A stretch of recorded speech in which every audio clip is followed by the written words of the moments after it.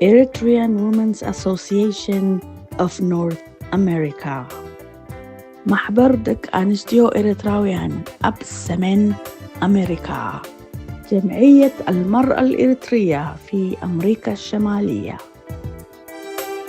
موجاد أنصار دك أنستيو زقنع عمت أب نفس وكف عمت كاب حدار إسران حمشتن كسب تحساس عسرت تذكروا زقني جلوباوي وفرائي. إذن عسر شجشته معلتات من التطاف صوتاوي سرزل وعمت بكل ملكعته نمقوام نيملع علم دمسي يحبر كم نيرتان دك أنسيو محبر وانا كرعتنا تسمعنا أبزاه قرام قصاص زي نساتف طايزي كونون لمن أسعات ببحادي دمسن كسمعا نتبابع. تعد حملة القضاء على العنف ضد المرأة مبادرة دولية تنظم سنويا خلال الفترة من 25 من نوفمبر إلى 10 من ديسمبر، وتهدف إلى توحيد الجهود والأصوات من مختلف دول العالم لمناهضة جميع أشكال العنف القائم على النوع الاجتماعي والقضاء عليه. وانطلاقا من مسؤوليتنا الإنسانية وانتماؤنا الوطني، نفخر بصفتنا إريتريين بمشاركة إيوانا جمعية المرأة الإريترية في شمال أمريكا في هذه الحركة العالمية التي تجسد التزام المجتمع الدولي بنشر العدالة والمساواة وتمكين المرأة في كل مكان. The elimination of violence against women is a global campaign observed annually from November 25th to December 10th. This 16-day period of activism unites voices across the world to confront and end gender-based violence in all its forms. As Eritreans, Iwana proudly participates in this international movement. ሰላም ስመይ ክብር አቢ መስገን በኋላ አካባቢ ሲያትል ዋሽንግተን ይሞማጠኝ በእዋና ዝዳሎ ዘሎ ጎስጓስ አንጻር ዓመት ደቀንስዮ አብ ወሳተፍ ናተይ ድምጽ ካአኽብ ዕድመ ብዝቀበረበለይ መሰረት የዛርብ ዘለኹም ዓመት ደቂ ኣንስትዮ ስለምታይ ከመገዳሰ ርእስቲ ወዲ ተባዕታይ ከስለምታይ ኣብዚ ርእስቲ እዚ ክሳተፍ ድሊ ዝብል ቁሩብ ነገር ክዛረብሞ ብድሕሪ ናብቲ ናይዚ ዓመት ቴማ ናውሃ ቁሩብ ክትንክዮ ተቐዳማይ ዓመት ደቂ ኣንስትዮ ክንብል ከለና እንታይ ማለት እዩ ዝበዝሕ ግዜ ዓመት ፊዚካል ወይ ድማ ኣካላዊ ጥራይ ኮይኑ ዝመስሎ ሰብ ኣሎ ወይ ድማ ጾታዊ ሓደ መፂ ክዕምፃ እሱን ኣካል ናይቲ ዓመፅ ጾታዊ ዓመፅ ኣሎ ኣካላዊ ዓመፅ ኣሎ ግን ካብኡን ማዕርዩ ካብኡ ዘይውሕድ ፅልዋ ዘለዎ ድማ ስነ ኣእምሮዊ ዓመፅ ኣሎ ስነ ኣእምሮዊ ዓመፅ ኣሎ ፋይናንስያዊ ዓመፅ ኣሎ ካልእ ሜል ፕሪቪሌጅ ወይ ድማ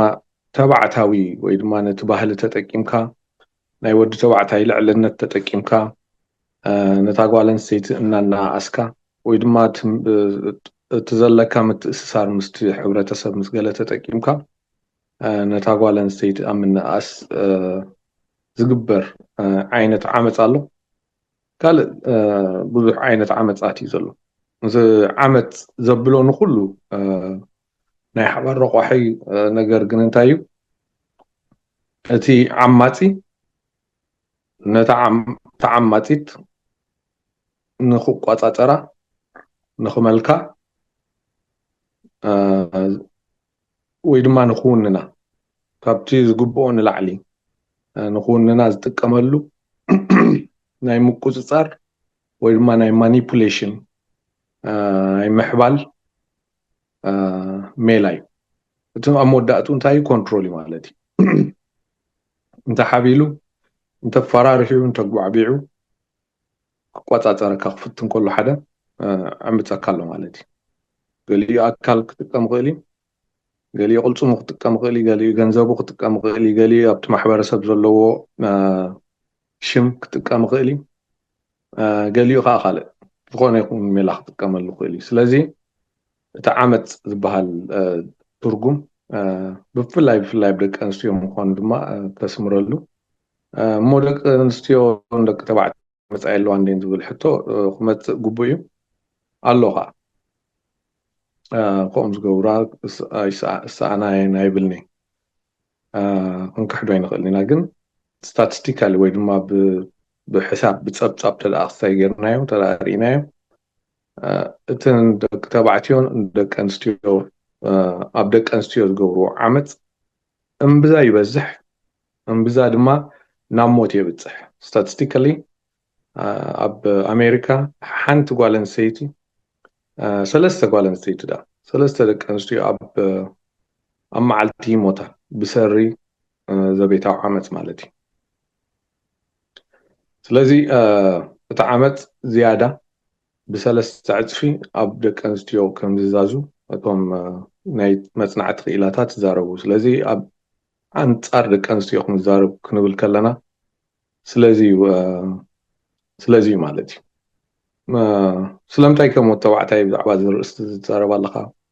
ወይ ንምንታይ ኣብዚ ጎስጓስ ዝተሳተፈ ክትኮን መሪፅካ ንዝብል ሕቶ ክምልሶ ኣገዳሲ ምክንያቱ ደቂ ኣንስትዮ ባዕልና ኣለናዮ እንዶ ደቂ ተባዕትዮ እንታይ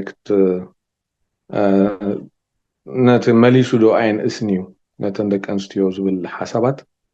ንክምልሶ እዚ ከምቲ ዝበልክዎ ሜል ፕሪቪሌጅ ወይ ድማ ናይ ወዲ ተባዕታይ ሱታፌ እንተዘይብሉ ናይ ወዲ ተባዕታይ ኣካል ናይዚ ጎስጓስ እንተኣ ዘይኮይኑ ናይ ፆታታት ኩናት ይኸውን ማለት እዩ ወይ ድማ ናይ ፆታታት ይኸውን ከምኡ ይኮነን ዝድለ ዘሎ ኣብቲ ማሕበረሰብ እቶም ኩሎም እቶም ፆታታት ተሓባቢሮም ክልቲኦም ፆታታት ድማ ብማዕረ ነታ እቲ ማሕበረኩም ወይ ድማ ናቲ ማሕበረሰብ ንምህናፅ ክሳተፉ ስለ ዘለዎም ወዲ ተባዕታይ ኣብቲ ደገ ኮይኑ እዚ ናይ ሃማደ እዩ ወይ ናይ ደቂ ኣንስትዮ ኢሉ ብማዕዶ ዝሪኦ ኣርእስቲ ኣይኮነን ለውጢ ክመፅእ ተደኣ ኮይኑ ድማ እኳ ደኣ እቶም ደቂ ተባዕትዮ እዮም ክጣበቑ እኳ ደኣ እቶም ሰብ ፕሪቪሌጅ ወይ ድማ እቶም ሰብ ሓለፋ ደቂ ተባዕትዮ እዮም ክዛረብሉ ዝግብኦም ኢለ ስለ ዝኣምን እየ ኣብዚ ክዛረብ መሪፀ ዘለኹ እዚ ምስ በልኩ ናይዚ ዓመት ቴማ ከምቲ ዝተባሃለኒ ብእዋና እቲ ዓይነት ዓመት እቲ ብኢንተርነት ወይ ድማ ምዝ ሕጂ ዘሎ ሳይበር ቡሊንግ ዝብሉ ኣብ ደቂ ኣንስትዮ ኣብ ቆልዑ ግን ሳይበር ኣቢዩዝ